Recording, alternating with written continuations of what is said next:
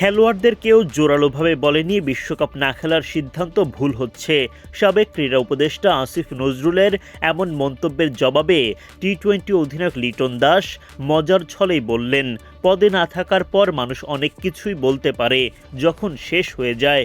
নিরাপত্তার অজুহাতে সবশেষ টি-20 বিশ্বকাপ বয়কট প্রসঙ্গে লিটন দাস আরও বলেন, পাকিস্তানে গিয়ে ক্রিকেট খেলতে পারি, ভারতে কেন নয়। সম্প্রতি টি-20 বিশ্বকাপে না খেলা নিয়ে নিজের অবস্থান পরিষ্কার করেছেন টাইগার টি-20 অধিনায়ক। খোলাসা করেছেন সেই সময়ে পর্দার আড়ালে চলা নানা ঘটনাও।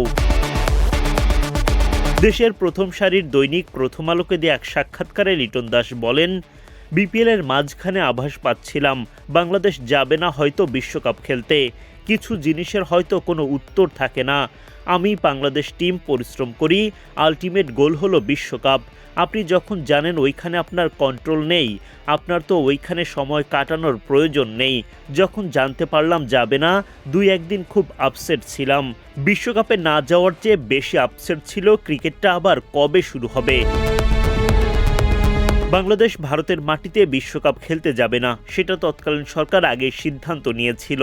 কিন্তু ক্রিকেটারদের ডেকে মতামত নেওয়া হয় কেবল মিডিয়ায় দেখানোর জন্য। অন্তত অধিনায়ক লিটন দাস সেটাই মনে করেন।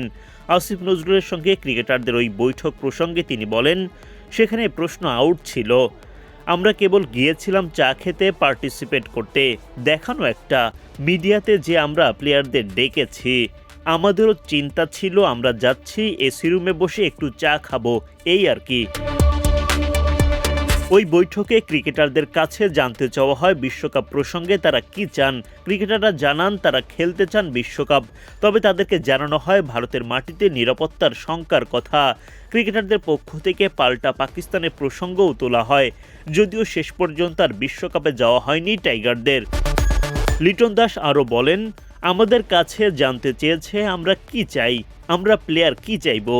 আমরা বলেছি ক্রিকেট খেলতে চাই। তাদের পক্ষ থেকে কথা ছিল যে ওই দেশে নিরাপত্তা নাই। আমরা বললাম আমরা তো পাকিস্তানে গিয়ে ক্রিকেট খেলেছি, রুমের বাইরে নিয়ে দাঁড়িয়ে থাকতো। এর চেয়ে ভয়ঙ্কর জিনিস আর কি হতে পারে। আমরা যদি পাকিস্তানে গিয়ে ক্রিকেট খেলতে পারি, ভারতে কেন না। এটা পুরো তাদের কল ছিল। আমরা প্লেয়ার হিসেবে আর কি বলবো। শেষ পর্যন্ত অধিনায়ক হিসেবে বিশ্বকাপে যাওয়া হয়নি লিটন দাসের। সেই আক্ষেপ হয়তো আজীবন থাকবে তার। তবে সব ঠিক থাকলে পরবর্তী টি-20 বিশ্বকাপে অধিনায়ক হিসেবে যেতে পারলে লিটনের ক্ষতে খানিকটা হয়তো প্রলেপ পড়বে।